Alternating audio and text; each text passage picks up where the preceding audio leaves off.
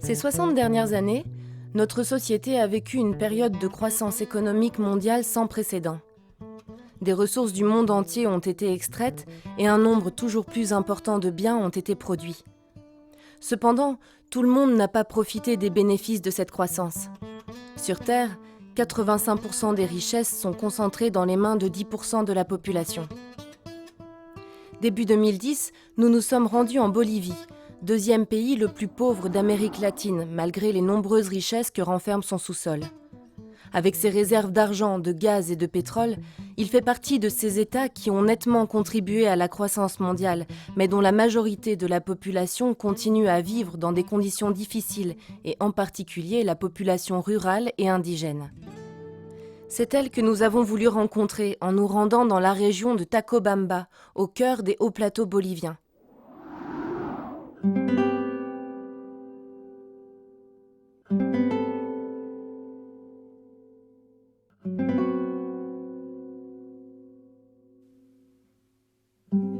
Dans cette région montagneuse vivent éparses des dizaines de petites communautés.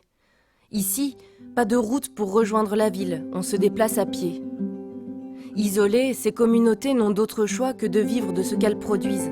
Un mode de vie pas toujours facile, mais qu'elles semblent vouloir préserver.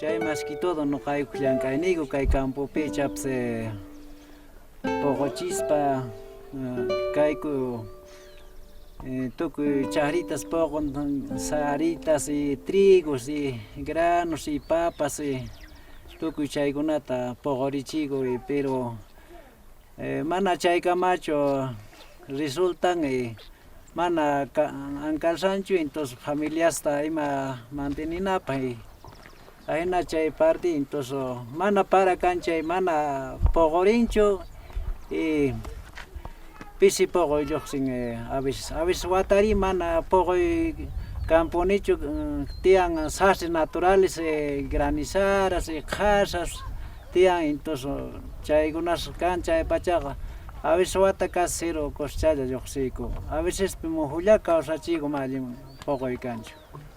Muchas veces aquí en Gango aquí semana trabajo en alcanzancho ringo ya está media naco pero si de sultan ya está le peniquera capunco ache hina chanta ya chasa gaigo campo a veces la está pisaparia si man trabaja su maje mai manda con gaigo me llaman no ache chica diferencia gallando chanta falta faja vender para cambio como que estoy tranquilo ya causa que no caigo organizar ico mana capaz de cair com nia com nima então chama organizar com os para na cospa então não caigo ya que tota apagame com a caimante então sahina cai cama já chegamos então já hina para na ricos para fotope achei tajanis para. Ici, ça saute aux yeux, on est loin d'être dans une région propice à l'agriculture. Chez nous, les agriculteurs disposent d'un tas d'outils pour améliorer la production quand le sol est trop pauvre, les pluies trop abondantes ou au contraire trop rares. Mais ici, vu le manque de moyens, c'est plus compliqué. Quand on veut obtenir quelque chose, il faut se battre. C'est pour cela que depuis un certain nombre d'années, les différentes communautés organisées en syndicats tentent de mieux défendre leurs droits. Pour les soutenir dans leur démarche, une ONG locale, la Fundación Intercultural Nord-Sud, les appuie notamment au travers de formations. Ensemble, ils sont parvenus à lancer différents projets avec le soutien financier de la municipalité et d'une ONG belge, Solidarité Socialiste, ce qui leur permet aujourd'hui d'améliorer leur quotidien.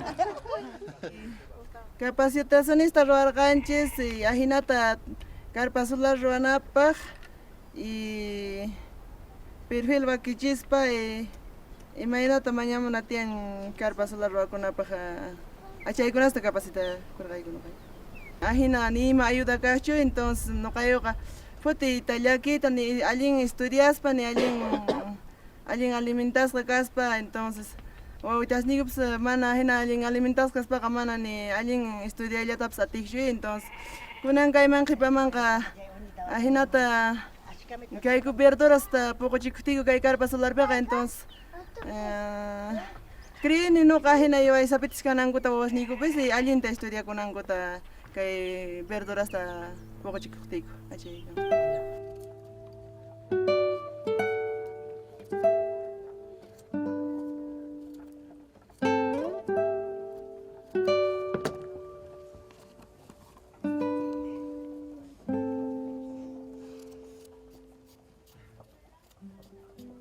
Malgré leurs résultats encourageants, il est difficile d'imaginer que ces projets de développement puissent suffire à relever l'ensemble des défis posés aux habitants de Tacobamba.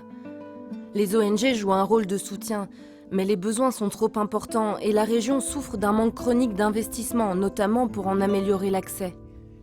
Ces investissements, d'où vont-ils venir ? Et qu'en est-il des communautés similaires à celles de Tacobamba, mais qui ne bénéficient pas de l'appui d'ONG en Bolivie et ailleurs ? C'est entre autres pour répondre à cette préoccupation que l'Organisation des Nations Unies a réuni ses membres lors d'un sommet en 2000. En partant du constat que malgré les progrès économiques mondiaux, une part importante de l'humanité vit encore dans des conditions d'extrême pauvreté, les 189 pays présents lors du sommet se sont penchés sur un plan à l'échelle mondiale pour régler ce problème d'ici 2015. Ils se sont ainsi engagés à atteindre 8 grands objectifs en matière de santé, d'éducation ou encore d'alimentation. C'est ce qu'on a appelé les objectifs du millénaire pour le développement. Malheureusement, à 5 ans de l'échéance, l'espoir de voir ces objectifs se réaliser s'amenuise. Pire encore, la situation semble se dégrader. Ainsi, les chiffres montrent que l'extrême pauvreté et la malnutrition ont même eu tendance à augmenter ces dernières années. Mais pourquoi ce plan a-t-il autant de difficultés à tenir ses promesses ? Ces objectifs du millénaire se situent finalement dans la continuation de tout ce qui a été fait jusque maintenant, c'est-à-dire que nous avons une série de problèmes qui ont été identifiés par des organisations internationales, en majorité orientées d'ailleurs par des spécialistes des pays riches et industrialisés, qui projettent leur vision du monde et leur vision de ce que sont les problèmes des autres et qui les catégorisent dans, cette fois-ci, des objectifs bien particuliers, 8 en l'occurrence, à atteindre pour 2005, puis maintenant 2015. Por lo menos unos 15 años que veo planes de desarrollo en Bolivia, ¿no? Que creo que ninguno ha concluido con éxito, ¿no? Porque el modelo de desarrollo en Bolivia que proponían los planes de desarrollo en Bolivia hasta antes del 2006 era un modelo exportador, ¿no? O sea, un modelo exportador, entonces, que priorizaba regiones, zonas que podían tener potencial exportador, principalmente agrícola. Y con ello llevaba a que regiones que no tienen el potencial agroexportador o exportador, por ejemplo, sean relegadas a segundo plano, siendo que esas regiones son las más pobres, ¿no?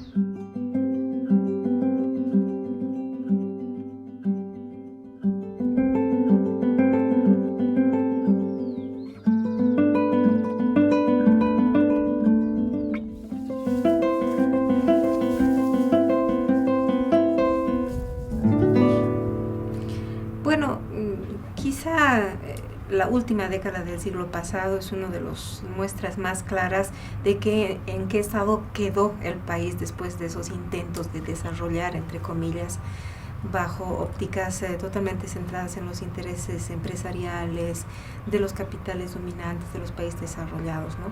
Normalmente las recetas venían desde arriba y el Estado tenía que aplicar recetas que no han dado resultado. Las últimas 2 décadas del siglo pasado fue un periodo de aplicación a ultranza del neoliberalismo. Bolivia fue quizá uno de los ejemplos el mejor alumno, privatizó todo, desmanteló todo su aparato de empresas públicas, aplicó a ultranza la flexibilización laboral, y una serie de medidas que dejaron al país totalmente vulnerable a su población en condiciones pues extremas de falta de acceso a los elementales derechos humanos. Uno de los grandes problemas que tiene nuestra nación, que no ha sido superado en varias décadas, quién sabe cientos de años, es su condición de extrema pobreza y sobre todo la pobreza en los sectores campesinos, ubicados en las zonas rurales fundamentalmente.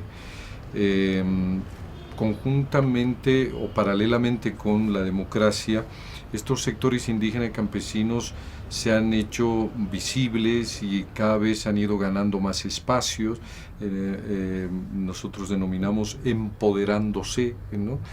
Y incidiendo cada vez más en esto de pensar su propio desarrollo.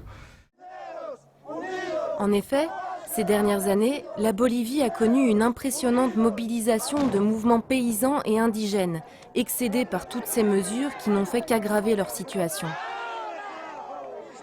Alors qu'elle avait été jusqu'à présent écartée des centres de décision, la population rurale indigène bolivienne s'est renforcée au point de parvenir à faire élire à la présidence l'un des siens. En 2005, Evo Morales est devenu, avec plus de 53% des voix, le premier président indigène de Bolivie. El movimiento indígena originario no es excluyente, es incluyente, esa es nuestra vivencia.